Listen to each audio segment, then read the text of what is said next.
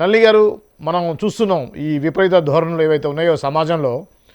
ముందుగా మనం కేరళ ఇన్సిడెంట్ చూస్తే ఇన్స్టాగ్రామ్లో రీల్స్ కోసం, సోషల్ మీడియాలో పాపులారిటీ కోసం ఒక మహిళ, ముస్తఫా అనేటువంటి మహిళ చేసినటువంటి ఆ యొక్క రీల్ గురించి దీపక్ అనే వ్యక్తి ఆత్మహత్య చేసుకున్నాడు. సో మనం దీన్ని ఏ విధంగా చూడాలి? మీరు అబ్జర్వ్ చేసండి, ఇదే కాన్సెప్ట్ లో ఆల్రెడీ అదే కేరళలో మలయాళం భాషలోనే అంతకుముందు ఒక సినిమా వచ్చింది.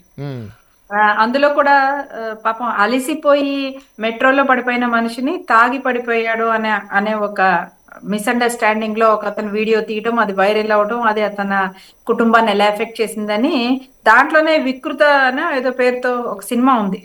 అది చూడండి, వాళ్ళ దాంట్లోనే మనం తెలియకుండా కన్ఫర్మ్ కాకుండా మనం సోషల్ మీడియాలో వచ్చే ఒకదాన్ని మనం గ్యారంటీగా నమ్మకూడదు అనే విషయం వాళ్ళ భాషలో వాళ్ళ కోసమే తీసిన సినిమా ద్వారా కూడా వాళ్ళకి ఎలాంటి అవేర్నెస్ రాలేదు అని మనకి ముందు ఫస్ట్ దీని అబ్జర్వేషన్ ఒకటి. రెండోది ఏంటంటే, ఈ ట్రెండ్ ఒకటి ఈ మధ్య కాలంలో చూసాం. అంటే ఇప్పుడు ఈవిడ కేరళలో చేశారు, కానీ ఇలాంటి ట్రెండ్ లోనే అంటే ర్యాపిడో ఆర్ ఇలా ఊబర్ బైక్లు ఇవి ఎక్కినప్పుడు ఒక మహిళ, అంటే ఆబ్వియస్ గా మేల్ డ్రైవరు ఫీమేల్ రైడర్ ఉన్నప్పుడు మహిళ వెనకాల కూర్చున్నప్పుడు ఆ డ్రైవింగ్ లో భాగంగా రాంగ్ టచ్ ఇవ్వడం, బ్యాడ్ టచ్ ఇవ్వడం అనేది చేస్తున్నప్పుడు దాన్ని వీడియో తీసి ప్రూఫ్ గా, ఎందుకు అంటే కొన్నిసార్లు స్త్రీలు కొంతమంది ఇది వీడియో ఎందుకు తీస్తారు అంటే ప్రూఫ్ కావాలి కాబట్టి. ఇప్పుడు దిగేసిన తర్వాత అరిస్తేనో లేకపోతే ఆ మధ్యలో ఆపి అరిస్తేనే లేదు లేదు నేను మామూలుగా అనుకోకుండా టచ్ చేశాను, ఎందుకు దీనికి ఇంత రాద్ధాంతం చేస్తున్నారు అని అట్లా అంటారని కొంతమంది ఏంటంటే ప్రూఫ్ చూపించడానికి, గట్టిగా వాదించడం కోసం అన్నట్లుగా ఈ ప్రూఫ్లుగా వీడియో తీయటం అనేది ట్రెండ్ అయ్యింది. అది అక్కడ వాళ్ళ హక్కు కోసం, వాళ్ళకి న్యాయం జరగటం కోసం వాళ్ళు దాన్ని ఉపయోగించటం దగ్గర నుంచి, ఇదిగో ఇలా అవుతోంది జాగ్రత్త మీరు కూడా అబ్జర్వ్ చేయండి అని 10 మందికి చెప్పాలన్న ఉద్దేశంలో సోషల్ మీడియాలో పెట్టడం దగ్గర నుంచి ఇది ఒక్కో స్టెప్ పెరిగిపోయి ఎలా అయిందంటే, ఇప్పుడు ఈవిడ బస్సులో అంతసేపు రకరకాల యాంగిల్స్ లో రకరకాల విధానంలో ఆయన బ్యాడ్ టచ్ ఇస్తున్నాడు అనే విధంగా ఆవిడ వీడియో పెట్టడం జరిగింది. దానివల్ల అంటే ఆయన ఎవరు ఏంటి నిజంగా ఏం జరిగిందని కానీ, ఆ స్త్రీని కానీ నిజంగా అది బ్యాడ్ టచ్ అని మీరు ఎలా రూఢీ చేసుకున్నారని కానీ, అసలు ఆ ఇన్సిడెంట్ ఆవిడ వీడియో తీసింది, కానీ రియల్ గా ఆ బస్సులో ప్రయాణిస్తున్నప్పుడు వీడియో తీసిన తర్వాత తీయక ముందో కన్ఫ్రంటేషన్ చేసిందా అంటే, ఎందుకు నువ్వు ఇలా టచ్ చేస్తున్నావు, ఏంటి సరిగ్గా నిలబడలేవా అన్న విషయం అడిగిందా లేదా? ఒకవేళ అది నిజంగా బ్యాడ్ టచ్ అయ్యి ఉంటే, నిజంగా అన్సేఫ్ టచ్ అయ్యి ఉంటే సరే, వీడియో ప్రూఫ్ కోసం తీసింది అనుకున్నాం, బట్ ఆపిన తర్వాత అయినా తన న్యాయం కోసం తను అడిగిందా? అడిగితే అప్పుడు ఆమె ఉద్దేశంలో ఈ వీళ్ళని ఎక్స్పోజ్ చేయడమే అని అనుకుందాం. కానీ ఏం మాట్లాడకుండా కామ్ గా అక్కడ ఉండిపోయి ఇక్కడ మాత్రం సోషల్ మీడియాలో అప్లోడ్ చేశారంటే మాత్రం దాని వెనకాల ఏదో ఎజెండా ఉంది అన్న విషయం క్లియర్ గా అర్థమవుతుంది. కానీ బాధాకరం స్క్రీన్ మీద కూడా చూడండి, ఆ అమ్మాయి ఫేస్ లో ఎక్కడ ఇబ్బందికరంగా కూడా లేదు. అదేవిధంగా అతను ఎవరైతే దీపక్ ఉన్నాడో, దీపక్ వాంటెడ్లీ చేస్తున్నట్టుగా కానీ లేదు, ఆయన పనిలో ఆయన ఉన్నట్టుగానే ఉంది మీరు గమనించినట్టయితే. చెప్పండి నల్లి గారు. కానీ ఒక చిన్న ప్రిన్సిపల్ ఏంటంటే అండి, ఇలాంటి విషయాల్లో డోంట్ జడ్జ్ ద విక్టిమ్ అనే ఒక ప్రిన్సిపల్ ఉంటుందంటే, ఎవరైతే ఆల్రెడీ బాధితులు ఉన్నారో వాళ్ళ భావాల్ని, వాళ్ళు చెప్పేదాన్ని ఇలా అనుమానిస్తూ పోతే నిజంగా అన్యాయానికి గురయ్యే వాళ్ళు కూడా మనం చెప్పేది ఎవరు నమ్ముతారు అనే భావనలో వాళ్ళ అన్యాయాన్ని అలానే మౌనంగా వాళ్ళు అది భరిస్తూ ఉంటారు అనే ఒక ఉద్దేశంతో ఏంటంటే జనరల్ గా బాధితులని ప్రశ్నించడం, అంటే వాళ్ళ యొక్క భావాల్ని, వాళ్ళ ఇబ్బందిని ప్రశ్నించవద్దు అనే ఒక మినిమం కామన్ సెన్స్ మనందరం మెయింటైన్ చేస్తాం అన్నమాట.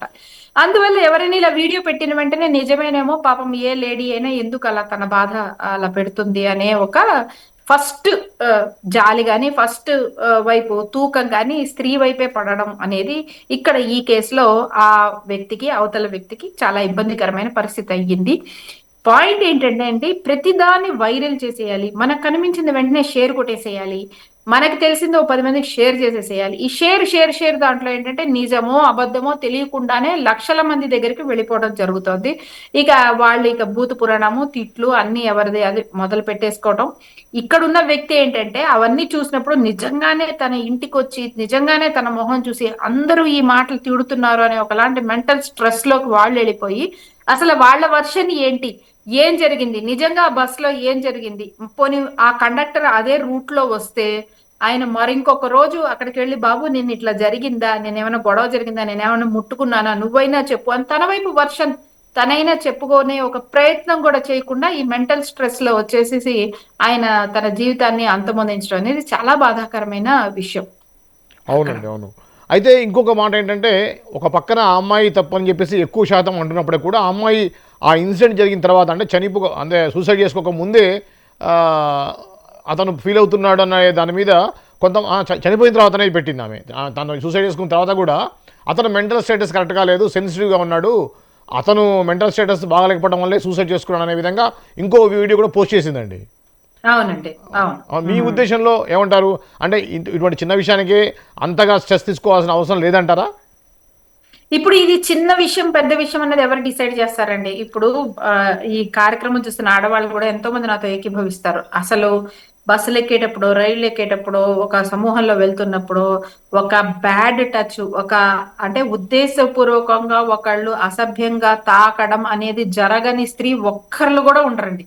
ఓకే. అంత ఓకే. ఉద్దేశపూర్వకంగా సమూహాల్లో ట్రైన్లు ఎక్కేటప్పుడు, బస్సులు ఎక్కేటప్పుడు, దిగేటప్పుడు ఉద్దేశపూర్వకంగానే స్త్రీలని టచ్ చేసే వాళ్ళు చాలా మంది ఉంటారు.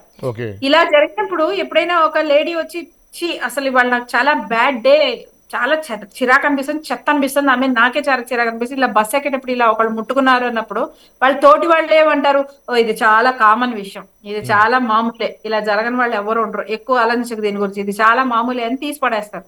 అంటే ఏంటి, అసలు ఆ టచ్ అనేదాన్ని చూడటం చాలా చిన్న విషయం, అలా టచ్ అనేది జరగడం చాలా నార్మల్ విషయం అని మాట్లాడే వాళ్ళు ఉంటారు ఇటువైపు ఆడవాళ్ళ పరంగా చూస్తే. మరి మగవాళ్ళ పరంగా సోషల్ మీడియాలో జరిగేవన్నీ నిజాలు కాదు, జనాలు అనేది నువ్వు అసలు పట్టించుకోవద్దు, ఆ, ఇంత చిన్నదానికే నువ్వు చనిపోయేంత వరకు రావద్దు, జీవితం చాలా ముఖ్యం అని ఆయన తాలూకు మెంటల్ స్ట్రెస్ ని చిన్నది అని జడ్జి చేసే వాళ్ళు కూడా ఉంటారు. ఇక్కడ అవును. పాయింట్ ఏది చిన్నది ఏది పెద్దదని మన దగ్గర ఏం చెక్ లిస్ట్ ఉండదండి, కానీ వాళ్ళ రియాక్షన్ అనేది వాళ్ళని మానసికంగా ఎంత ప్రభావితం చేస్తుంది అన్న దాన్ని బట్టి అది చిన్న విషయమా పెద్ద విషయమా అనేది రూఢి అవుతుంది. ఒక అవును. ఒక తోసేయడము, ఒక లేకపోతే ముట్టుకోవడము, లేకపోతే ఓ దెబ్బ కొట్టడము కొంతమందికి చాలా పెద్ద విషయం, కొంతమందికి అది చాలా చిన్న విషయం, ఏం అవునండి. ప్రాణాలు ఏం లేదు కదా, కోపం వచ్చాడు దెబ్బ వేశారు ఇప్పుడు ఏంటి హ్మ్.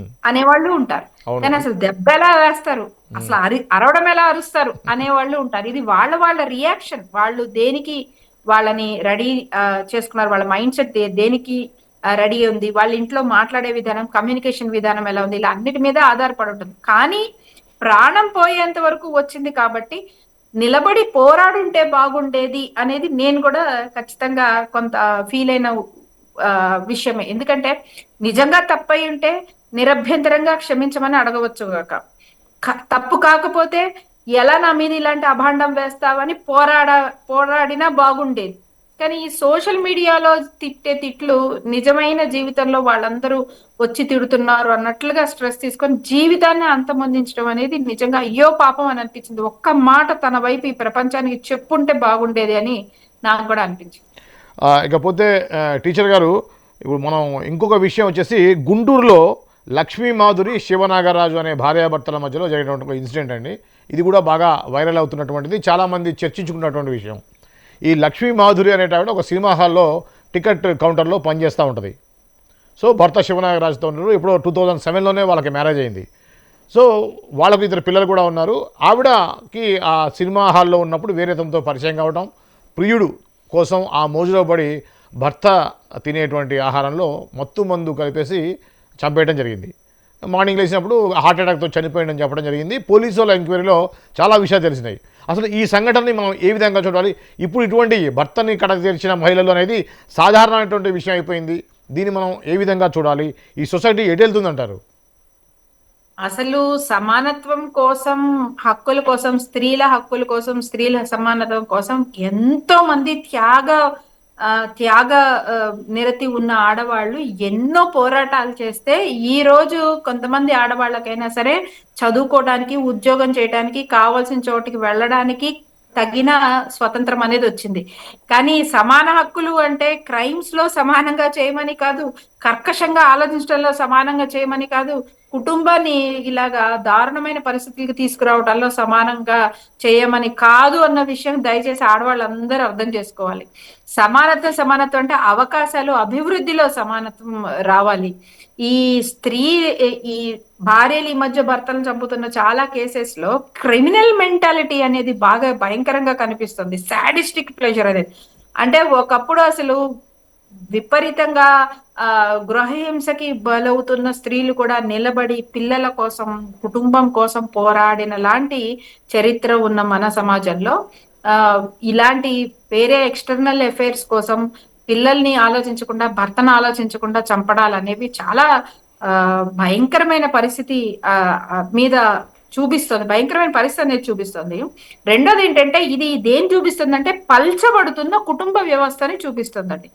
చాలా చాలా మనము మన భారతీయ సంస్కృతికి మనకున్న వెన్నెముకే మన కుటుంబ వ్యవస్థ. మనం దీన్ని చాలా చాలా లైట్ తీసుకుంటున్నాము.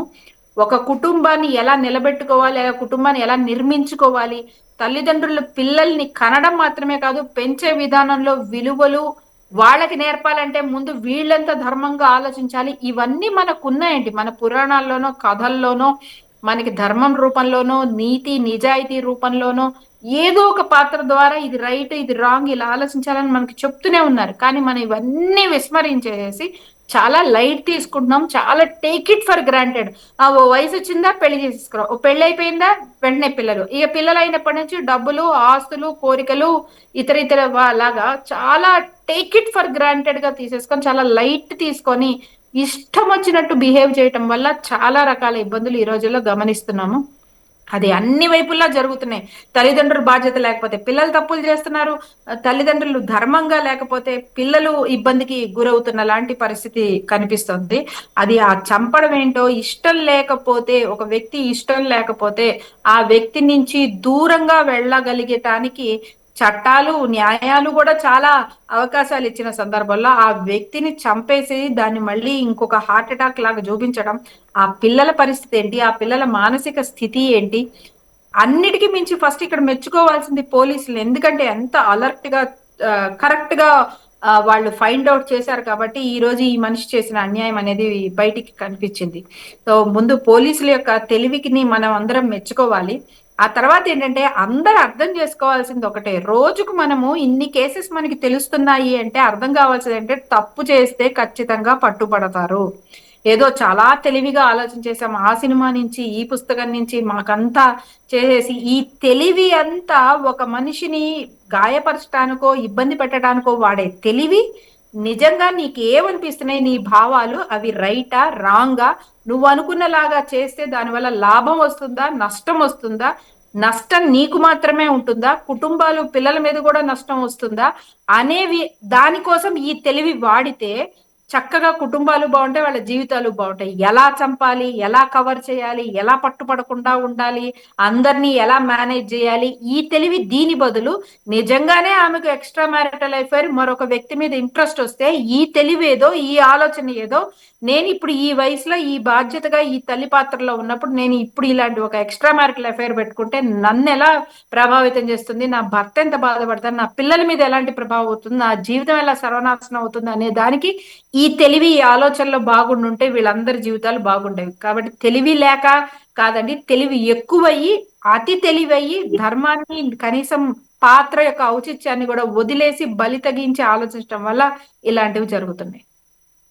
ఓకే అండి. అయితే ఇంకొక విషయం ఏంటంటే ఇప్పుడు ఇలా జరగడానికి కారణం ఒక విధంగా అంటే మహిళల మీద పురుషులు చేసేవి కూడా ఉన్నాయి, కాదనట్లేదు. కానీ ఈ మధ్య ఎక్కువగా భర్తల్ని ఇబ్బంది పెట్టే భార్యలు ఈ విధంగా మడ్డలు చేయడం అనేది మనం చూస్తూ ఉన్నాం.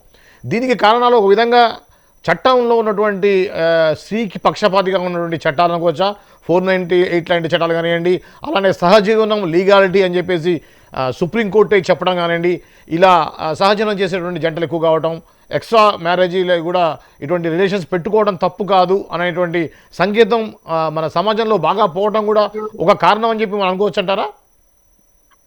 అది కరెక్ట్ గా కారణం అని అనుకోవడానికి లేదండి, అనుకోకూడదు కూడా.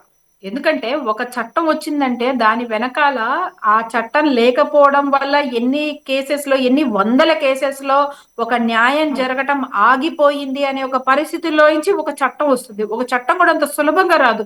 ఈ రోజు అనుకోని రేపు బిల్ పాస్ చేసేటానికి అది మన అసెంబ్లీలలోనూ వాటిలోనూ పాస్ అయ్యేలాంటి జీవోలు కాదు అవి.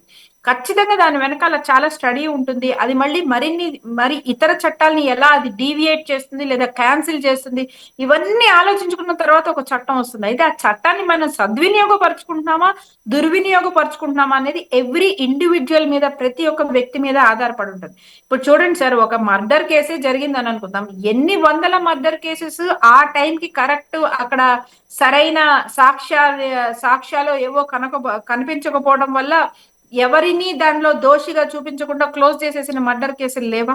అలాంటప్పుడు మనకి అక్కడ చట్టంలో ఇలాంటి సెక్షన్ ఉంది కాబట్టి ఏది సరైన ఆ, అంటే పర్టికులర్ ప్రాసెస్ ఇదంతా ప్రూవ్ చేస్తేనే ఇక్కడ మనిషిని శిక్షించాలి, లేకపోతే లేదు అనే క్లాజ్ ఉంది కాబట్టి ఇలా అంతా తప్పించుకున్నారు, ఆ క్లాజ్ ఎత్తేయాలని మనం అనం కదా.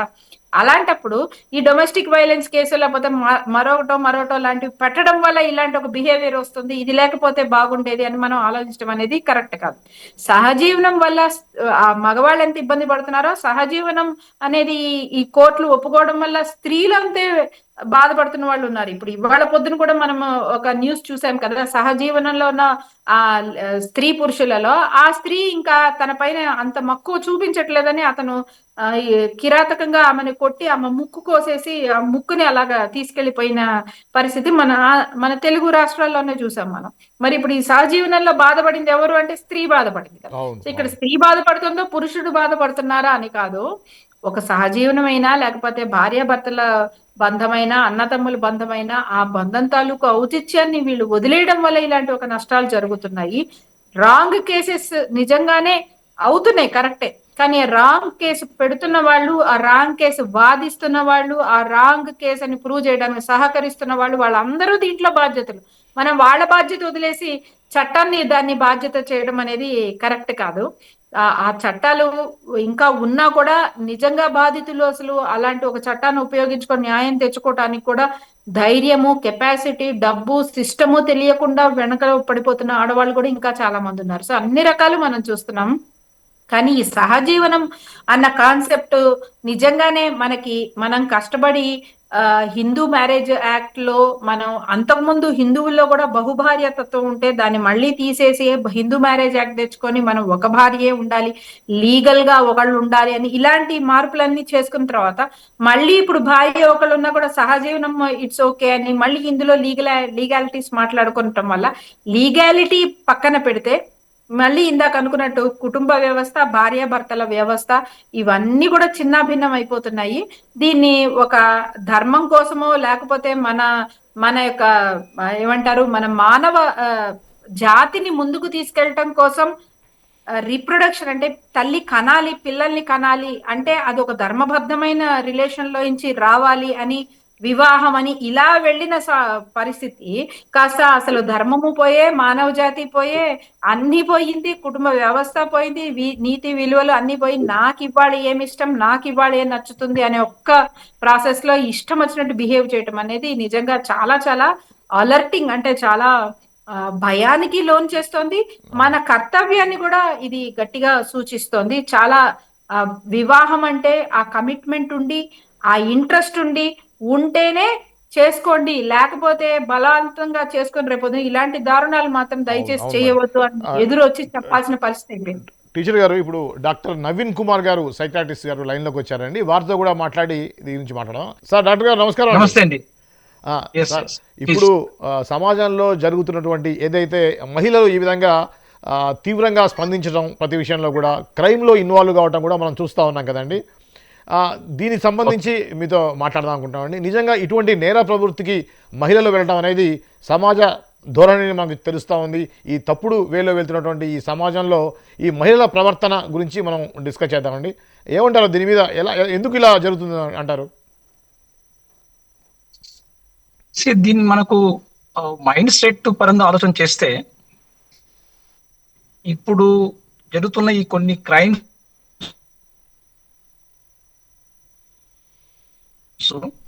ఓన్లీ మహిళలు రీసెంట్ గా స్టార్ట్ అయిన ట్రెండ్ గా కానీ అలా చూడకూడదండి. ఉమ్, ఎందుకంటే సమాజము కల్చరు కొద్దిగా కొన్ని expected roles female male sir signal సరిగ్గా లేనట్టుందండి, మీ వాయిస్ కట్ అవుతుంది డాక్టర్ గారు. ఎక్స్పెక్టెడ్ రోల్స్ లాగా చూస్తుంటాం. ఇండిపెండెంట్ అవ్వడము, యా. సో కొన్ని కొన్ని మీడియా కానీ తర్వాత మన పబ్లిక్ అటెన్షన్ కానీ ఎప్పుడైతే ఫీమేల్స్ క్రైమ్స్ లో ఇన్వాల్వ్ అయినప్పుడు వాళ్ళే కల్పిట్ గా ఉన్నప్పుడు ఎక్కువ అటెన్షన్ ఎక్కువగా పే చేయడం జరుగుతుంటుంది. ఇది ఒక one type of skewed and biased view of the society అనుకోవచ్చు అండి. ఎస్, ఇప్పటికీ మనది society male dominated society and families culture మనకు ఒక సొసైటీలో ఒక యూనిట్ లాగా ఉన్న ప్రజెంట్ మన సొసైటీని, నో డౌట్. ఎస్, కొన్ని ఇన్సిడెంట్స్ మనం ఇలాంటివి చూసినప్పుడు ఇవి మనము వాళ్ళ మైండ్ సెట్ అండర్స్టాండింగ్ చూసుకోవడం ఇంపార్టెంట్. వీటిలో ఒక మర్డర్ కానీ ఇలాంటివి ఉన్నప్పుడు హ్యూమన్ వాల్యూస్ కన్నా హ్యూమన్ అటాచ్మెంట్, హ్యూమన్స్ కి ఉండే ఒక ఎమోషనల్ అటాచ్మెంట్స్ మన ఫ్యామిలీస్ ఏదైతే చూస్తామో వీటిని వీళ్ళు మర్డర్ ఇస్ అ సొల్యూషన్ లాగా చూసినప్పుడు హ్యూమన్ అటాచ్మెంట్స్ కి అండర్ వాల్యూ చేసినట్టే. ఓకే. ఒక మనిషి యొక్క రైట్ ని, ఒక మనిషి యొక్క లివింగ్ రైట్, కామన్ రైట్స్ ఏవైతే ఉంటాయో తనకున్న గ్రాటిఫికేషన్, తనకు అనుకున్న కొన్ని priorities, what ever the relationship priorities ఏదైతే అనుకున్నారో అక్కడ వాళ్ళు బ్యారియర్ గా ఫీల్ అయినప్పుడు మర్డర్ ఇస్ సొల్యూషన్ లాగా వాళ్ళు ఎప్పుడైతే రికగ్నైజ్ చేయడం స్టార్ట్ చేస్తున్నారో అక్కడ వీళ్ళ యొక్క ప్రవర్తనలో విపరీతమైన మార్పులు కనిపిస్తుంటాయి. సో ఇది ఒక యాంటీ సోషల్ ట్రేట్ గా చెప్పొచ్చు. తర్వాత రెండోది, ఎప్పుడైతే ఒక లాంగ్ స్టాండింగ్ ఒక ఇంటిమసీలో ఒక వైలెన్స్ సంథింగ్, ఒక రిసెంట్మెంట్ అంటే ఒక రకంగా చెప్పాలంటే ఒక నెగోషియేట్ రాని కొన్ని కన్ఫ్లిక్ట్స్ ఉంటాయి, కొన్ని అపార్థాలు, ఇబ్బందులు, కొట్లాటలు, అవి ఒక హెల్తీ రిజాల్వ్ లేకుండా చాలా కాలం రన్ చేస్తున్నప్పుడు వచ్చే తరువాత పర్యవసానం లాగా వీళ్ళకు ఒక సొల్యూషన్ వాళ్ళ మైండ్ లో నుంచి కానీ వాళ్ళకు ప్రేరేపితంగా ఇంకొక ఎక్స్ట్రా మెరిటల్ రిలేషన్షిప్ తో ఉండే వాళ్ళతో కానీ వాళ్ళకు ఒక కామన్ థాట్ గా వీళ్ళు డెవలప్ చేసుకున్నప్పుడు వీళ్ళు ఇలాంటి ఒక క్రైమ్స్ కి ఇన్వాల్వ్ అవ్వడము, ఇలాంటి వాటిలో మనం చూస్తుంటాం. ఇవి ఒక రకంగా యాంటీ సోషల్ పర్సనాలిటీలో ఒక భాగంగా చూడొచ్చు ఇటువంటి బిహేవియర్ ని. వీటిలో క్రైమ్స్ ఎక్కువ ఇన్వాల్వ్ అవుతుంటారు, ఎమోషనల్ అటాచ్మెంట్స్ కి ఎంపతి ఉండదు, అంటే అండర్స్టాండింగ్ కన్సర్న్ ఉండదు. ఇలాంటి ఇన్సిడెంట్స్ ఉన్నప్పుడు మనకు ఎస్ ఇలాంటి క్రైమ్స్, వైలెన్స్ కొద్దిగా మనం చూస్తూ ఉంటాం ఇట్లాంటి వాటిలో. బట్ ఇది ఇప్పటికీ మనం చెప్పాలనుకుంటే ఇలాంటి ఇన్సిడెంట్స్ మనకు పబ్లిక్ అటెన్షన్ ఎక్కువగా ట్రాప్ చేస్తాయి. ఒక ఏదో సంథింగ్, ఏదో ఒక పెద్ద చేంజ్ జరగబోతుంది మన సొసైటీలో అన్న ఒక ఆతృతతో క్రియేట్ చేస్తుంటాయి. అంటే డాక్టర్ గారు, ఇందాక డాక్టర్ గారు నేను అనేది ఏంటంటే ఇలాంటివి జరిగినప్పుడు మనం చూస్తున్నాం నెలలో ఒక 5-6 ఇన్సిడెంట్ ఇలా జరుగుతూ ఉన్నాయి. దాంట్లో ఖచ్చితంగా పోలీసు వాళ్ళు చేసింది మర్డర్ అనేది తెలుస్తున్నారు, వాళ్ళకి శిక్షలు పడుతున్నాయి. ఇలాంటి క్రమంలో భయం ఎందుకు ఉండట్లేదు? నేను తప్పు చేస్తే దొరికిపోతాను అనేటువంటి భయం ఎందుకు ఉండట్లేదు అంటారు? ఆ సైకలాజికల్గా ఆలోచించాలి కదా, ఎంత తెలివిగా నేను చేసినా దొరికిపోతాను అనేటువంటి భయం అనేది ఎందుకు రావట్లేదు? ఎస్ అండి, ఇది ఎప్పుడు క్రైమ్స్ మనకు క్రైమ్ రేట్ పరంగా చూస్తుంటే పెరుగుతున్న ఒక స్టాటిస్టిక్స్ ప్రకారం చెప్తూ చూడాలంటే స్టాటిస్టికల్ గా పెరుగుతుండొచ్చు. But at the same time ఒక మీడియా అటెన్షన్, పబ్లిక్ అటెన్షన్ పెరుగుతుందండి. కంపేర్ టు 1970s తో పోలిస్తే మనకు ఇప్పుడు ప్రజెంట్ 2025 లో ఎంత మనము సూపర్వైజ్ లో, మానిటరింగ్ లో ఉన్నాం. ఎస్, ఖచ్చితంగా ఇవి ఒక అటెన్షన్ వచ్చేస్తాయి ఇలాంటి ఇన్సిడెంట్స్. అవి మనకు ఎప్పటికప్పుడు మనం జాగ్రత్త పడాల్సి వస్తుంది. అందరం కూడా ఎస్పెషల్లీ ఎటువంటి బిహేవియర్ రికరెంట్ గా యూజ్ చేస్తున్నాం, ఎటువంటి కన్ఫ్లిక్ట్స్ తో ఉన్నాము అన్నది వాళ్ళకి ఐడెంటిఫై చేయడంలో ఇంపార్టెంట్. అయితే డాక్టర్ గారు ఇప్పుడు ఇందా చెప్పినట్టు చెప్పండి కల్చరల్ వాల్యూస్, ఇందా చెప్పినట్టు చట్టము, న్యాయము, ధర్మం అన్నాం కదా, ఇవన్నీ కూడా సొసైటీ లివింగ్ లో ఎస్పెషల్లీ హయ్యర్ మోస్ట్ ఇంపార్టెన్స్ ఇవ్వాల్సినది ధర్మం అండ్ వాటి వాల్యూస్. ఇవి ఫ్యామిలీసే మనకు ఇంపార్టెన్స్ ఇస్తాయి, ఫ్యామిలీసే నేర్పిస్తాయి. అది మన కల్చర్ లో కానీ ఇలాంటప్పుడు వాళ్ళలో చిన్నప్పటి నుంచి అడాలసెంట్ నుంచి వాళ్ళ యొక్క ప్రవర్తన కొద్దిగా పసిగట్టాలి. వీళ్ళు ఎంత రెక్లెస్ బిహేవియర్ చేస్తున్నారు, ఎంత కన్సర్న్ లేకుండా ప్రవర్తిస్తున్నారు, వీళ్ళు ఒక డిసగ్రిమెంట్, ఒక డిస్సాటిస్ఫాక్షన్ అయితే వీళ్ళు ఇచ్చే రియాక్షన్ ఎలా ఉంటుంది, వాల్యూస్ ఎలా ఇస్తున్నారు. ఏదో not only parents, even for that matter siblings కానీ, కజిన్స్ కానీ, టీచర్స్ కానీ, స్కూల్లో కానీ, ఫ్రెండ్స్ కానీ, ఎలాంటి వాతావరణం వాళ్ళ పర్సనాలిటీ డెవలప్ అవుతూ ఉంది. ఇది ఒకసారి రికగ్నైజ్ చేయడం, వీళ్ళలో సూపర్వైజర్ తక్కువగా ఉంది అనుకోండి, వీళ్ళు ఒక పర్మిషన్ లాగా వాళ్ళకు ఒక కంట్రోల్ లేని ఒక డెవలప్మెంట్ ఆఫ్ పర్సనాలిటీ డెవలప్ అయినట్టే. పేరెంట్స్ కానీ ఎప్పుడైతే కన్సర్న్ లేకపోతే ఒక అథారిటేటివ్ గా మనం ఫీల్ అవ్వడం ఇంపార్టెంట్ మన పేరెంట్స్ ని. ఓకే. ఎప్పుడైతే వాళ్ళు అథారిటేటివ్ గా ఫీల్ కావట్లేదు, అట్ ద సేమ్ టైం ఒక కన్సర్న్ చూపించట్లేదు అన్నప్పుడు వీళ్ళలో పర్సనాలిటీ డీవియేషన్స్ చాలా ఎక్కువ తెలుస్తాయి, క్రైమ్స్ కూడా ఇన్వాల్వ్ అవుతుంటాయి. ఓకే. So okay. ఈ ఇన్సిడెంట్స్ ముఖ్యంగా వైలెన్స్ ఇన్సిడెంట్స్ మనము చూడాల్సింది ఏమిటంటే వీళ్ళలో మానసిక స్థితి, ఇది క్రిమినల్ యాంగిల్ మనం ఎంత చూసినా కూడా, బట్ మనం చూడాల్సినది ఇక్కడ ఎక్కడంటే లాంగ్ స్టాండింగ్ వీళ్ళ లోపల వీళ్ళ దాగి ఉన్న స్టోరీలు ఏంటి, వీళ్ళ పర్సనాలిటీస్ ఏంటి, వీళ్ళలో ఇటువంటి ఫ్యామిలీస్ మార్పు చేయడంలో సొసైటీ ఎంత హైలైట్ గా వీటిని నేర్చుకుంటారు ఇటువంటి ఇన్సిడెంట్స్ నుంచి. ఒక రెస్పాన్సిబుల్ రిపోర్టింగ్ లాగా రెస్పాన్సిబుల్ లెర్నింగ్ కూడా జరగాలి ఇలాంటి ఇన్సిడెంట్స్ మనం డిస్కస్ చేసినాం. యా, మీరు లెర్నింగ్ అన్నారు కాబట్టి మనతో పాటు నళిని టీచర్ గారు ఉన్నారు. వారు సైకాలజీ కోచ్ వారు. డాక్టర్ గారు ఏమంటారు? నల్లి గారు మీరేమంటారు? ఇటువంటి స్కూల్ స్టేజ్ నుంచే పిల్లలకి చెప్పాల్సిన అవసరం ఉందంటారా? మీకున్నటువంటి ఎక్స్పీరియన్స్లో ఎలా ఉందంటారు?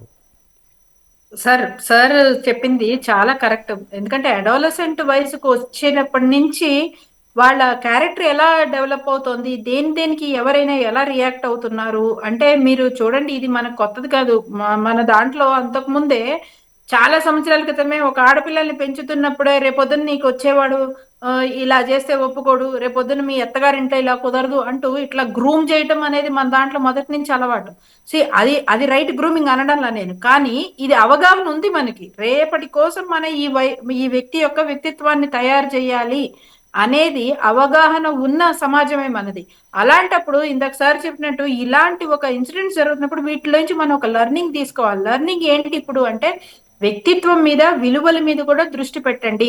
ఎంతసేపటికి టిఫిన్ లో ఏం పెట్టామా, స్నాక్స్ లో ఏం పెట్టామా, లేకపోతే నాన్ వెజ్ తింటున్నారా, నాన్ వెజ్ తెచ్చుకున్నారా, వాళ్ళ ఇంటికి వెళ్ళామా, ఇదే కాదు. ఎంతసేపటికి బట్టలు కొనుక్కున్నామా, పండగలు చేసుకున్నామా, ఇది మాత్రమే కాదు. అసలు వాళ్ళ ఆలోచన విధానం ఎలా ఉంది, ఒక మనిషి అవును అంటే ఎలా తీసుకుంటున్నారు, ఓ మనిషి కాదు అంటే ఎలా తీసుకుంటున్నారు, డబ్బు వాళ్ళ దృష్టిలో డబ్బు అంటే ఏంటి, గౌరవం అంటే ఏంటి, సమాజం అంటే ఏంటి, బాధ్యత అంటే ఏంటి, సంతోషం అంటే ఏంటి, సుఖం అంటే ఏంటి, ఇవి ఒక్కొక్కటి ఒక్క రోజులో చెప్పేది కాదండి.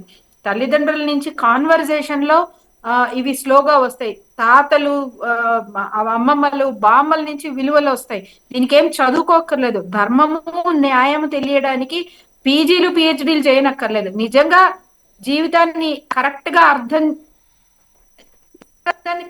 అర్థం చేసుకునే ఒక విధానం చక్కగా హెల్ప్ అవుతుంది. అలాంటి ఒక విధానము అనేది మన కుటుంబంలో మొదటి నుంచి ఉంది. దానికే మళ్ళీ మనం వెళ్ళాలి అనేది ఇక్కడ ముఖ్య లెర్నింగ్. ఓకే.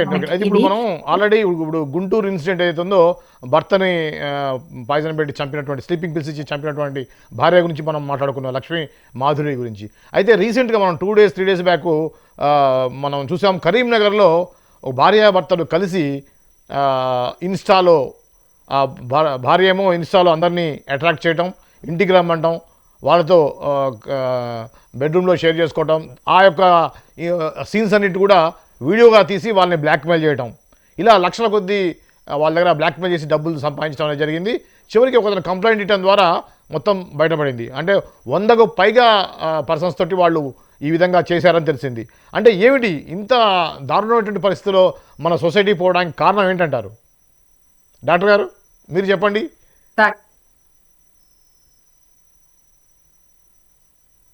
డాక్టర్ గారు. హలో డాక్టర్ గారు చెప్పండి. Yes sir. అచ్చా, ఇటువంటి ఇన్సిడెంట్స్ మనము ఒక హనీ ట్రాపింగ్ అంటాం.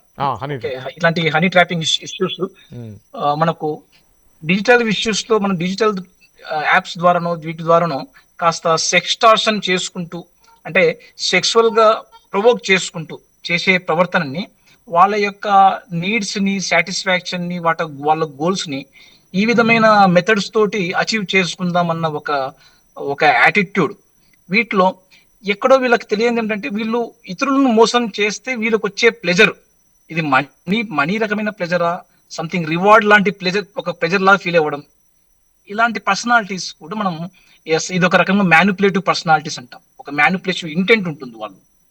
ఇటువంటి ఇంటెంట్ ఉన్న వాళ్ళు డెఫినెట్ గా వీళ్ళు, ఒక సొసైటీ ఎప్పటికి కూడా ఎక్కువ కాలం మోసపోతూ ఉంటుంది అనుకోవడం కూడా రాంగే. డెఫినెట్ గా ఏదో ఒక టైంలో ఏదో ఒక విషయంలో వీళ్ళు ఐడెంటిఫై అయినప్పుడు ఎంత వీళ్ళు సోషల్ గా డిస్రెస్పెక్ట్ గురవుతారు. వీళ్ళ లివింగ్ థింగ్స్ అన్ని కూడా మెటీరియల్ థింగ్స్ ఇవన్నీ ఎప్పుడు దాకా ఉంటాయి అనేది ఒక కాస్త కన్సిక్వెన్స్ ఓరియంటెడ్ గా వీళ్ళ యొక్క డిస్కషన్ జరగకుండా ఉన్నప్పుడు ఇద్దరి కపుల్స్ లో కూడా ఇది అన్ఫార్చునేట్ గా మేబీ ఒకే జాతి పక్షులు ఒకే గుడి చేరినట్టుగా, లేదంటే కనుక ఒకే మైండ్ సెట్, ఒక గోల్, ఇద్దరి గోల్స్ ఒకే రకంగా ఉన్నాయేమో, వి డోంట్ నో. వాళ్ళ యొక్క పర్సనలైజ్ గా వాళ్ళ యొక్క ఇంటెంట్ మనకు తెలియదు కాబట్టి, బట్ చూస్తూ ఉన్న ఈ స్టోరీలో ఇలా అర్థం చేసుకోవచ్చు అండి. ఓకే, ఇది నల్లిగా ఈ రకమైన చెప్పండి సార్. ఈ సెక్స్టార్షన్ అనే బిహేవియర్ వల్ల ఎవరైతే ఇబ్బంది పడతారో వీళ్ళ యొక్క మైండ్ సెట్ ఒకటి గ్రాటిఫికేషన్ లేకుంటే ఎస్కేపా, అంటే రియల్ లైఫ్ లో పడాల్సిన కష్టము, యాక్టివ్ గా స్కిల్స్ డెవలప్, అసెప్టివ్ స్కిల్స్ యూజ్ చేసుకుంటూ, సోషల్ స్కిల్స్ యూజ్ చేసుకుంటూ ఒక 1 month వరకు కష్టపడితే లాస్ట్ వచ్చే జీతం మనకు ఒక రివార్డ్ లాగా మనం ఫీల్ అవుతుంటాం. ఇది మెజారిటీ ఆఫ్ ద పబ్లిక్ చేసే పనే. ఇది ఒక సోషల్ ఆర్డర్ గా ఉంటుంది. ఇలాంటివన్నీ, ఇలాంటి వర్క్, జాబ్, శాలరీస్ ఇవి కాకుండా ఇమ్మీడియట్ గా నాకున్న గోల్స్ అన్ని అచీవ్ కావాలి. ఎలా కావాలి? ఎక్కువ మందిని మనము ట్రాప్ చేయడము, లేకుంటే మోసం చేయడము, ఇలాంటి వాటితోటి నా యొక్క మెటీరియలిస్టిక్ థింగ్స్ అన్ని కూడా సాటిస్ఫై చేసుకుంటాను అనుకుంటే, అది ఈవెన్ ఫర్ ద సెక్షువల్ గా కూడా ప్లెజర్ తీసుకుంటాం ఇలాంటి ఇంటెంట్ ఉన్నప్పుడు, ఈ ఒక క్రైమ్ యాంగిల్లో లేకుంటే మ్యానిపులేటివ్ యాంగిల్లో వీళ్ళంతా కూడా ఇలాంటి పర్సనాలిటీస్ యాంటీ సోషల్ గా మనం చూడొచ్చు అండి. ఇలాంటి ఓకే, థ్యాంక్ యూ ఈ డాక్టర్ గారు. పర్సనాలిటీస్ మనం థ్యాంక్ యూ. Thank you. నల్లి గారు, మీరు చెప్పండి. ఇప్పుడు డాక్టర్ గారు చెప్పారు. సో డాక్టర్ గారు చెప్పిన దాని ప్రకారం మీరు యాక్చువల్గా ఇప్పుడు ఇలా జరగడానికి సొసైటీలో మీ యొక్క స్టడీలో కానివ్వండి, మీకున్న అవగాహనలో కానీ ఎందుకు జరుగుతుందంటారు? ఎప్పుడైనా అండి ఇలాంటి వాటన్నిటిలో పెద్ద అస్త్రం బలహీనత. ఎక్కడికక్కడ మీరు చూడండి, బలహీనతని ఒక మనిషికి ఉన్న బలహీనతని ఎప్పుడు ఎవడో ఒకడు క్యాష్ చేసుకుంటూ ఉంటాడు. ఒక సినిమా చూసేటప్పుడు పాప్కార్న్ తింటాం మనిషికి బలహీనత. అందుకని 10 రూపాయలు వచ్చే పాప్కార్న్ 300 పెట్టినా కూడా వాడు 300 పెట్టుకొని బ్రహ్మాండంగా బిజినెస్ చేసుకోగలుగుతున్నాడు, వాడు అమ్ముకోగలుగుతున్నాడు, జనాలు కొనుక్కొని తినగలుగుతున్నాడు. రైట్. ఒక బట్టల విషయం, ఒక 100-150 రూపాయల్లో మీకు ఒక బట్టలు ఒక మంచిది దొరకగలిగినప్పుడు 1,25,000 20,000 20 లక్షలు పెట్టి కూడా బట్టలు కొనడం అంటే ఈ బట్టలలో ఇలా నేను అందంగా కనిపిస్తాను అనేది ఒక బలహీనమైన ఆలోచన. ఈ బలహీనతని ఇంకొకడు క్యాష్ చేసుకుంటూ ఉంటాడు. ఎక్కడికక్కడ మనకి ఒక బలహీనతని ఇంకోటి ఎప్పుడప్పుడు క్యాష్ చేసుకుంటూ ఉంటాడు. కాబట్టి మనిషిగా మేము చాలా ట్రైనింగ్ సెషన్స్ లో చెప్పేటప్పుడు ఫస్ట్ అదే చెప్తాం, స్వీయ అవగాహన. నీ బలాల మీద నీకు అవగాహన ఉందా? నీ బలహీనతల మీద నీకు అవగాహన ఉందా? ఏ విషయంలో నువ్వు మెత్తబడిపోతున్నావు, ఏ విషయంలో నువ్వు బలహీనంగా ఫీల్ అవుతున్నావు, అలాంటప్పుడు దాన్ని నువ్వు ఆ బలహీనతను ఎలా అధిగమిస్తున్నావు? ఇప్పుడు ఇక్కడ ఈజీ మనీ తెచ్చుకోవాలి, మనీ టకటకటక, ఇప్పుడు ఇందాకసారి చెప్పినట్టు మెటీరియలిస్టిక్ ప్లెజర్స్, తొందరగా ఇల్లు కట్టేసుకోవాలి, మంచి మంచి కార్లు, బోల్డంత లైఫ్ ని సెక్యూర్ చేసేసుకోవాలి, అది రాంగ్ మార్గంలో అయినా పర్వాలేదు అని ఆలోచించడం వాళ్ళ బలహీనత అయితే, ఒక శరీరానికి సంబంధించిన కోరికలు తీర్చుకోవడానికి తన ధర్మబద్ధమైన రిలేషన్ కాకుండా మరి ఏ ద్వారా అయినా సరే తనకు కావాల్సిన కోరికలు తీర్చుకోవడానికి ఐఎమ్ రెడీ, దానికి కొంత డబ్బులు పెట్టో, ఓ పరిచయాన్ని ఉపయోగించో, ఒక యాప్ ద్వారా వచ్చిన దాన్నో మరో ద్వారా తన శారీరక ఆనందాన్ని పొందేయాలి అనే ఆలోచన కూడా అక్కడ ఒక బలహీనత. సో మరి ఆ బలహీనతని వాళ్ళు అలా అడ్రస్ చేయకుండా మరోలా అడ్రస్ చేయడానికి ప్రయత్నించి ఉంటే కూడా వాళ్ళకి ఇలాంటి ఒక ట్రాప్ లో పడరు. సో ఒక మనిషి యొక్క బలహీనత ఎప్పుడు ఇంకో మనిషికి అస్త్రం అవుతుంది. మరి ఇలా మాట్లాడే వాళ్ళని నిలదీసి నువ్వు అసలు ఎందుకు మాట్లాడావు, నువ్వు అసలు ఎందుకు అంతవరకు కాన్వర్సేషన్ రానిచ్చావు అంటే, ఆ మగాడన్నాక ఆడవాళ్ళు ఇలా మాట్లాడినప్పుడు ఆ మాత్రం పడిపోరా, ఆ మగాడన్నాక స్త్రీలు అట్లా పిలిస్తే చెల్లకపోతా అని అనుకుంటారు. మరి ఆ భావనే నిజమైనప్పుడు వాళ్ళు మనీ ఎప్పుడైతే వాళ్ళు బ్లాక్ మెయిల్ చేశారో అప్పుడు కూడా నిలబడి చెప్పగలగాలి. ఆ వీడియో వాళ్ళు బయట పెడతాము అని చెప్పినప్పుడు కూడా, ఏం పర్వాలేదు, వీడియో పెడతావు పెట్టు, ఏం పర్వాలేదు, నేను మగాడన్నాక ఇలాంటివన్నీ నాకు ఉంటాయి అని నువ్వు లోపల ఏదైతే నమ్ముతున్నావో బయట కూడా సమాజానికి చెప్పి చూడు. చెప్పవు కదా. మరి బయటకు కనిపిస్తే అది అవమానం అనుకున్నప్పుడు నువ్వు ఒక్కడివే ఉన్నప్పుడు కూడా నువ్వు అది అవమానంగానే ఫీల్ అవ్వాలి. ప్రాబ్లం ఏంటంటే మనం మన మన ఆలోచనలని కానీ మన విలువల్ని కానీ మనమైతే ఎవరు చూడకపోతే ఒకలాగా, ఎవరైనా చూస్తే ఒకలాగా బిహేవ్ చేస్తున్నప్పుడు ఈ బలహీనతని చాలా మంది ట్రాప్ చేసుకునే అవకాశం ఉంటుంది. అయినా సోషల్ మీడియాలో పరిచయాలు నమ్మవద్దు. ఒకప్పుడు వేశ్య గృహాలని, వేశ్యలని క్లియర్ గా వాళ్ళ ఒక రోలు, వాళ్ళు డబ్బులు అడుగుతారు, గంటకింత అని డబ్బులు అడుగుతారు అనేది క్లియర్ గా కనిపించేది. ఇప్పుడు సోషల్ మీడియాలో కూడా అన్ని రకాల వాళ్ళు ఉన్నారు. మోసము, చిట్ ఫండ్ల పేర్లతో మోసాలు చేసేవాళ్ళు, లేకపోతే అప్పులని, రియల్ ఎస్టేట్ అని మోసాలు చేసేవాళ్ళు. ఒకప్పుడు విడిగా బయట మీకు కనిపించేవారు. ఇప్పుడు అందరు కలిపి ఒకటే ప్లాట్ఫామ్ మీదకి వచ్చేసారు, సోషల్ మీడియా. సో బయట జరిగే అన్ని అన్యాయాలు సోషల్ మీడియాలో జరుగుతాయన్న ఎరుక ఎప్పుడూ కూడా ఉండాలి. అది మనందరికీ కంపల్సరీ లెర్నింగ్. బలహీనతల్ని ఎలా అధిగమించాలి అనేది కూడా ఖచ్చితంగా తెలిసి ఉండాలి. అది తెలియకపోవడమే వీళ్ళ ఇద్దరు కేసెస్ లో ఇది నిజమైనది. అంటే అదే నల్లి గారు, ఇప్పుడు ఇటువంటి కేసెస్లో ముఖ్యంగా ఏంటంటే మగవాడు చేసేటప్పుడు ఏంటంటే ఇది జరిగిపోతుంది, ఏం కాదు, సీక్రెట్గా చేసేయచ్చు అనుకుంటాడు. ఒకసారి బ్లాక్మెయిల్ చేయడం మొదలుపెట్టిన తర్వాత అమ్మాయి ఏముంటుంటే, నేను వెళ్ళి కేసు పెట్టా కూడా మహిళలకే సపోర్ట్ ఉంటుంది చట్టం, నన్నే మళ్ళీ క్వశ్చన్ చేస్తారనేటువంటి పరిస్థితి ఉంటుంది. కాబట్టి మగవాళ్ళు బయటికి చెప్పట్లేదని చెప్పి అనుకోవచ్చు. ఎందుకంటే 100కు పైగా పర్సన్స్ని ఆమె అలా ట్రాప్ చేసిన తర్వాత బయటపడింది అంటే సొసైటీలో ఎలా ఉందో చూడండి. అంటే నాకు కొంత ఏంటంటే అవమానానికి గురవుతాం అన్నది ఒకటి, ఇంకొకటి న్యాయం జరగదు, నాకు నేను చేసింది కూడా తప్పే కదా అనేటువంటి భావన ఇలా ఉంటుందని అనిపిస్తుంది. దానికి డాక్టర్ గారు మీరేమంటారు? ఇక్కడ నేను ఒక్క ఆలోచన ఒకటి చెప్తాను సార్, ఒక చిన్న ఎడిషన్. మీరు గుర్తుంటే మనం 25-30 ఏళ్ల ముందు మనం పావలా పెట్టి ఒక పోస్ట్ కార్డు కొనుక్కొని దాంట్లో మనం మన రిలేషన్, మన అవతల కుటుంబం చుట్టాలకి ఏం చెప్పాలన్న విషయము పావలా కార్డు మీద రాసేసి కూడా మనం పోస్ట్ చేసేవాళ్ళం. అది అందరికీ ఓపెన్ గా ఉండేది. మీరు పోస్ట్ చేస్తే పోస్ట్ బాక్స్ లో వేసిన దగ్గర నుంచి అక్కడికి వెళ్ళేంత వరకు దాని మీద ఉన్న మ్యాటర్ అందరికీ ఓపెన్ గా ఉండేది. అంత ఓపెన్ గా ఉండేవి మన జీవితాలు.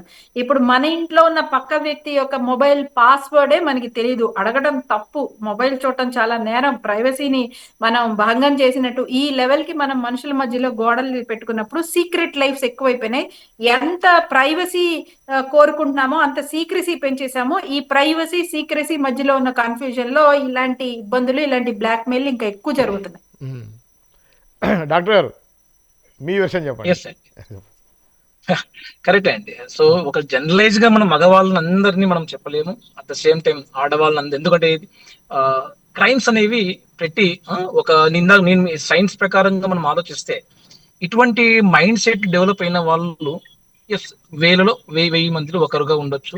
ఎందుకంటే వీళ్ళ పర్సనాలిటీ డిజార్డర్ గా ఎలా మారుతున్నది, ఈ డిజార్డర్ గా డెవలప్ అయ్యే ప్రాసెస్ లో వీళ్ళు ఎంతమందిని హర్ట్ చేస్తున్నారు, ఎంతమంది చేత వీళ్ళు ఇబ్బంది పెడుతున్నారు, ఇబ్బంది పడుతున్నారు, ఇలా 2 రకాలుగా మనం చూడొచ్చు. పర్సనలైజ్ మనం చూస్తే, ఇండివిజువల్ పర్సనలైజ్ చూస్తే తప్పు అంటే ఫర్ ఎగ్జాంపుల్ మోసం చేసేవాడి తప్ప, మోసబడిన వాడి తప్ప అంటే మనము ఇద్దరి స్టోరీ మనం వినాల్సి వస్తుంది. కరెక్ట్, డెఫినెట్ గా. ఇప్పుడు నేను అంటాను ఇంపల్సివ్ గా, ఒక రకంగా చెప్పాలంటే తనకు ప్రతి ఒక్కరిలో కూడా కొన్ని సాటిస్ఫై అయిన నీడ్స్ ఉంటాయి, సాటిస్ఫై కాని నీడ్స్ అంటూ ఉంటాయి. బట్ సాటిస్ఫై కాని నీడ్స్ అవి మెటీరియల్ థింగ్స్ కానీ, సెక్షువల్ విషయాలు కానీ, ఇంకా మనం చెప్పాలంటే పేరు విషయాల్లో కానీ, నేమ్ ఫేమ్ విషయాల్లో కానీ, వీటిలో మనం ఎలాంటి మెథడ్స్ ఫాలో అవుతున్నాం మనం ఒకసారి వాచ్ చేసుకోవాలి. ఖచ్చితంగా ఈ నీడ్ సాటిస్ఫై విషయంలో మనం మరీ ఇంపల్సివ్ ఉంటున్నామా? ఎస్, కొన్నిసార్లు డబ్బు సంపాదించే విషయంలో కొన్ని ఇంపల్సివ్ నిర్ణయాలే మరి ఎక్కువ ప్రొకాస్టినేట్ చేసేస్తే మనం మంచి టైంలో మనము బిజినెస్ కానీ ఏదైనా మెటీరియల్ థింగ్స్ కానీ మనం చేయకపోతే ఆ ప్రొకాస్టినేషన్ మనకు విలన్ గా మారిపోతుంది మన లైఫ్ లో. సరైన టైంలో సరైన నిర్ణయం తీసుకోలేదని. ఇలాంటి రొమాంటిక్ విషయాల్లో కానీ, ఇలాంటి ఎక్స్ట్రా మేటర్ విషయంలో కానీ, ఇవి మనము ఆ నీడ్స్ ఎంత ఉన్నా కూడా, అంటే నువ్వు ఐసోలేటెడ్ గా ఉన్నావు, అలోన్ గా ఉన్నావు, ఏదో ఆ అమ్మాయి యొక్క కాల్ వచ్చింది, నీకేదో ఒక రకంగా మళ్ళీ బటర్ఫ్లైస్ వచ్చేసాయి నీ కడుపులోకి, నీ మైండ్ లోకి అనుకున్నాం. సో సంథింగ్ అలా అనుకున్నప్పుడు మనం ఏ మెథడ్ ఫాలో చేస్తున్నాం, మన నీడ్స్ కి ఇలాంటి మెథడ్స్ ఫాలో చేస్తున్నామా? ఈ ఇంపల్సివ్ వెనకాల మళ్ళీ కష్టం ఏముంటది, ఇబ్బందులు ఏముంటాయి, ఒకసారి మనం డిస్కస్ చేసుకోవాలి, చూసుకోవాలి, కన్సిక్వెన్స్ ఆలోచన చేసుకోవాలి. ఎప్పుడైతే ఇంపల్సివ్ విషయంలో అది పర్ఫెక్టా కాదా అని డిసైడ్ చేసేది ఏమిటంటే మన ఫర్దర్ కన్సిక్వెన్స్, మనం ఎలాంటి ట్రాప్ లో పడుతున్నాం. ట్రాప్ లో పడ్డామన్న తెలుసుకున్న వెంటనే, ఇది ఈ సెక్స్ విషయంలో ఒకటే కాదు, కొన్నిసార్లు ఫేక్ కాల్స్, మనకు డీప్ ఏఐ కాల్స్ కూడా ఉంటాయి, కొన్ని వీడియో కాల్స్, ఆడియో కాల్స్, మేము పోలీసులము లేకుంటే మిలిటరీ వాళ్ళము, ఇంత డబ్బు వేసేసేయండి, ట్రాన్స్ఫర్ చేసేయండి అంటుంటారు కదా. భయం కూడా, ఇలా రొమాన్స్ కానీ, భయం కానీ, ఎనీ ఎమోషన్ అండి ఇంపల్సివ్ గురి కావడంలో మనిషి యొక్క నేచరే. బట్ అది మనకు ఏ రకమైన ఇంపల్సివ్ లో ఉన్నామో మనం ఎలాంటి ట్రాప్ లో ఉన్నాం కొద్దిగా ఒకసారి మనము టోటల్ గా అండర్స్టాండ్ చేసుకోవాలి. అయితే అప్పుడే డాక్టర్ గారు మన ఇప్పుడు ఇంపల్స్ మనం కంట్రోల్ చేసుకోవాలి. కేరళ బస్సు ఇన్సిడెంట్ కానివ్వండి, గుంటూరు లక్ష్మీ మాధురి విషయం కానివ్వండి, ఇప్పుడు కరీంనగర్లో కానివ్వండి, అన్ని చోట్ల కూడా ఆడవాళ్ళ ఇన్వాల్వ్మెంటే మనకు ఎక్కువగా కనిపిస్తూ ఉంది. అంటే యాజ్ ఏ సైకియాట్రిస్ట్గా ఇప్పుడున్నటువంటి సొసైటీలో ఐ డెనై కంప్లీట్లీ. వినండి ఒకసారి. అయితే ఇప్పుడున్నటువంటి జనరేషన్లో నేను చూస్తున్నాను, నేను మాట్లాడే వాళ్ళు కానీ యంగ్ బాయ్స్ పెళ్లి చేసుకోవాలంటేనే భయపడే పరిస్థితి ఉంది అనే విషయాన్ని నాతో చాలామంది మాట్లాడారు. మీ దగ్గరికి అటువంటి కేసెస్ ఏమైనా వచ్చాయా? నిజంగా సొసైటీలో అటువంటి పరిస్థితి ఉందంటారా? ఎస్ అండి, డెఫినెట్ గా ఇప్పుడు ఈ రకం ఇది రైజింగ్ అలారమే అనుకుందాం ఒకవేళ. బట్ ఎందుకు అలారం? మనకి ఎప్పుడు ఇందా చెప్పినట్టు మనిషి యొక్క హ్యూమన్ సైకాలజీ అండి. పబ్లిక్ ఒక కల్చరల్ ఒక ఎక్స్పెక్టేషన్ తో ఉందనుకోండి, ఆ కల్చర్ కి విరుద్ధంగా ఫీమేల్ ఒక హోమ్ బౌండ్ రోల్స్ కాకుండా బయటకు వచ్చి ఒక క్రైమ్ చేసేలాగా ఒక న్యూస్ వచ్చింది అనుకోండి, న్యాచురల్ గా మన అటెన్షన్ ఒక సకంగా బిగ్గర్ ఐ వాచింగ్ అయిపోతుందండి. ఇందాక నల్లి గారు కూడా అదే మాట. సో అలాంటప్పుడు మనకు ఇవి రిపోర్టింగ్ ఎక్కువ అవకాశం ఉండే ఛాన్స్ ఉంటాయి ఫస్ట్ ఆఫ్ ఆల్. తర్వాత ఆ రిపోర్ట్ అయిన తర్వాత వాటిని ఎక్కువగా ఒక ఏదో సొసైటీ మారిపోతుంది ఒక అలార్మ్ గా ఫీల్ అవ్వడం జరుగుతుంటుందండి. సో అప్పుడు ఉన్నాయి, మనము పుట్టక ముందు నుంచి ఉన్నాయి ఫీమేల్ జెండర్స్ క్రైమ్ చేసిన వాళ్ళు ఉన్నారు, ఇప్పుడు చేస్తున్నారు, తర్వాత కూడా ఉంటారు. ఆల్ జెండర్స్ క్రైమ్స్ మనం క్రైమ్ గా చూడాలి. We should not B unipolar గా అందరు ఫీమేల్స్ గా మనం జెండర్ గా ఆపాదించకూడదు. ఆ పలానా వ్యక్తి యొక్క పేరు, వాళ్ళ బ్యాక్గ్రౌండ్, వాళ్ళ ఫ్యామిలీ బ్యాక్గ్రౌండ్, వాళ్ళ వాల్యూస్, వాళ్ళ కల్చర్, వాళ్ళ యొక్క పర్సనాలిటీ, వాళ్ళ యొక్క mind set, especially mind set, whether they are in the very depressive mode, very manic mode లో ఉన్నారా, లేకుంటే సంథింగ్ ఒక యాంటీ సోషల్ పర్సనాలిటీ మోడ్ లో ఉన్నారా వీళ్ళు, లేకుంటే వీళ్ళు రికరెంట్ గా యూజ్ చేస్తూ సొసైటీని ఒక ఛాలెంజ్ విసురుతున్న పర్సనాలిటీలో ఉన్నారంటే, ఇందా చెప్పినట్టు 1500-1000 మంది దాకా వీళ్ళు చేస్తున్నారంటే ఇది కన్సిస్టెన్సీ ఒక మోటివేటెడ్ గోల్ కాదా? అవును. ఒక ఇంటెంట్ ఎంత స్ట్రాంగ్ గా ఉంది, వీళ్ళు మోసం చేద్దాము అన్న ఒక ఇంటెంట్. అంటే ఒక రకంగా వాళ్ళు అనుకున్న మెథడ్ ని ఒక సిస్టమేటిక్ గా అప్లై చేస్తూ పోతున్నారు, కన్స్ట్రక్టివ్ గా చేస్తున్నారు, క్రైమ్ కన్స్ట్రక్టివ్ చేస్తున్నారు, ఒక సిస్టమేటిక్ చేస్తున్నారు. దీన్ని ఖచ్చితంగా మనం క్రైమ్ యాంగిల్ చూడాలండి. ఇట్స్ డెఫినెట్ గా క్రైమ్ యాంగిల్ చూడాలి. వీటిని ఇంకా చెప్పాలంటే ఆ పర్సనాలిటీ, మనం ఏదన్నా వీళ్ళ యొక్క పర్సనాలిటీ ఎంపతి లెస్ గా, క్యార్లెస్ అంటే ఒక రకంగా అన్కన్సర్న్ యాటిట్యూడ్ లో ఉన్నారా, తర్వాత ఫిజికల్ హామ్ అయినా కూడా, లేకుంటే ఏ రకమైన హామ్ అయినా కూడా వీళ్ళు తక్కువ ఇంపార్టెన్స్ ఇస్తున్నారా? అలాంటి పర్సనాలిటీస్ ని మనము సిస్టమేటిక్ ట్రీట్మెంట్ చేసుకోవాలి. Okay, we should not be, for example మనకు కొన్ని అచీవ్ కాలేదంటే మర్డర్ ఇస్ అ సొల్యూషన్. ఒక వ్యక్తి యొక్క బేసిక్ రైట్ లివింగ్ అనేది ఒక basic right. Even for that మనం ఒక అనిమల్ లివింగ్ రైట్ ఏదైనా ఇబ్బంది వస్తేనే బాధపడిపోతున్నాం మనం కొంతమంది, especially. It's a good something, different peoples different intentions ఉంటాయి డిఫరెంట్ గా. సో ఇంకొక హ్యూమన్ బీయింగ్ యొక్క మినిమం బేసిక్ రైట్ లివింగ్ అనేది, నీకున్న ఏదో ఒక కన్ఫ్లిక్ట్, ఏదో రిజాల్వ్ చేసుకోలేని కన్ఫ్లిక్ట్, ఒక ఎమోషనల్ కన్ఫ్లిక్ట్ కానీ, సెక్షువల్ కన్ఫ్లిక్ట్ కానీ, ఇబ్బంది ఏదైతే ఉందో కన్ఫ్లిక్ట్ అంటే ఆ పరిష్కారం కాని సమస్యగా నువ్వు ఏది ఫీల్ అవుతున్నావో, మరణం ఒక పరిష్కారంగా చూస్తున్నావు అంటే డెఫినెట్ గా ఇది ఒక క్రైమ్ యాంగిల్ చూడాల్సి వస్తుంది. వాళ్ళని ట్రీట్మెంట్ చేయాల్సి వస్తుంది, పర్సనలైజ్ ట్రీట్మెంట్ చేయాల్సి వస్తుంది. వీటి ద్వారా సొసైటీ, ఫ్యామిలీస్ కొద్దిగా ఇలాంటి డిస్కషన్ జరగడం అంటే మీడియా అటెన్షన్ రావడం తప్పు కాదని చెప్పను, బట్ జరగడం, వచ్చిన అటెన్షన్ ని మనం ఒక కన్స్ట్రక్టివ్ గా డిస్కషన్ పెట్టి something learning in our families. ఇద్దరు కూడా ఇప్పుడు ఫ్యామిలీ, ఇందాక మేడం చెప్పినట్టు ఇద్దరు ఫ్యామిలీ వాల్యూస్ మనము ఒక చోట ఒక టైం, క్వాలిటీ ఆఫ్ టైం కేటాయించి, మీరు 24 hours లో ఒక 18 hours బిజీ ఉండొచ్చు, బట్ ఒక హాఫ్ అన్ అవర్ టైం మాత్రం నాకు ఫ్యామిలీ ఉంది అన్నప్పుడు ఆ హాఫ్ అన్ అవర్ టైం కూడా కలిసి కూర్చొని తింటున్నామా, ఆ కూర్చొని తింటున్నప్పుడు డిజిటల్ గాడ్జెట్స్ పక్క పెట్టి ఎమోషన్ కనెక్ట్ కాకుండా మనము స్పెండ్ చేసేస్తున్నామా, పడుకునేటప్పుడు కానీ, లేకుంటే food serving time, food meals times లో కానీ, కాస్త వాళ్ళు స్కూల్ నుంచి వచ్చిన తర్వాత వెంటనే వాళ్ళ యొక్క కనీసం ఒక హ్యూమన్ హగ్ కానీ, వాళ్ళ యొక్క కష్ట సుఖాలు వాళ్ళ స్కూల్లో ఎలా గడుపుతున్నారు, ఎక్కడ ఇబ్బంది అవుతున్నాయి, టీచర్స్ తోనా, ఫ్రెండ్స్ తోట ఎక్కడ వాళ్ళు స్ట్రెంత్ ఫీల్ అవుతున్నారు, రికగ్నైజ్ చేస్తే, ఇలా రికగ్నైజ్ చేస్తే ఐ విల్ బి అవైలబుల్, నా యొక్క ప్రతి సమస్యకు నేను, ప్రతి నీటికి నేను మాట్లాడగలుగుతాను నా పేరెంట్స్ తోటి అన్నప్పుడు వాడు ప్రపంచంతో మాట్లాడతాడండి. పేరెంట్స్ ఈజ్ వాడి ఇండైరెక్ట్ డైరెక్ట్ ప్రపంచం మనకి, ఆ చిన్న పిల్లవాడికి. అవును. సో ఈ రకమైన ఫ్యామిలీ వాల్యూస్ మనం క్వాలిటీ ఆఫ్ టైం స్పెండ్ చేయడం important, quantity not a matter and how much we are the qualitatively we have to give the some time. Yes, ఇంకా ఇద్దరు ఫ్యామిలీస్, అర్బనైజేషన్స్, న్యూక్లియర్ ఫ్యామిలీస్ ఉన్న టైంలో మనము ఎంతవరకు గ్రీడీగా ఉంటాం, మన నీడ్స్ ఎంత, ఇప్పుడు మన జనరేషన్ తర్వాత ఇంకొక జనరేషన్ మన ఫ్యామిలీలో ఉన్నారన్నప్పుడు డెఫినెట్ గా వీ హ్యావ్ టు, మనం 1,000,000 మందిని ఏం కాపాడాల్సిన అవసరం లేదు, వాళ్ళని పెంచాల్సిన అవసరం లేదండి. హైదరాబాద్ లో ఉన్న జనాలందరినీ అవును. మనకున్న మన ఫ్యామిలీ మెంబర్స్ మనం చూసుకోగలిగినప్పుడు, వాళ్ళని క్వాలిటీగా టైం చూసుకున్నప్పుడు చలో ఎనఫ్, అందరూ బాగుంటారు అలా అలా వాళ్ళ ఫ్యామిలీస్ చూసుకున్నప్పుడు. ఈ ఓకే. రకమైన ఒరవడి వాళ్ళ ఫ్యామిలీలో ఇబ్బంది ఏందేమో వి డోంట్ నో. అయ్యా. సో వాళ్ళ యొక్క family background, all these things we have to analyse.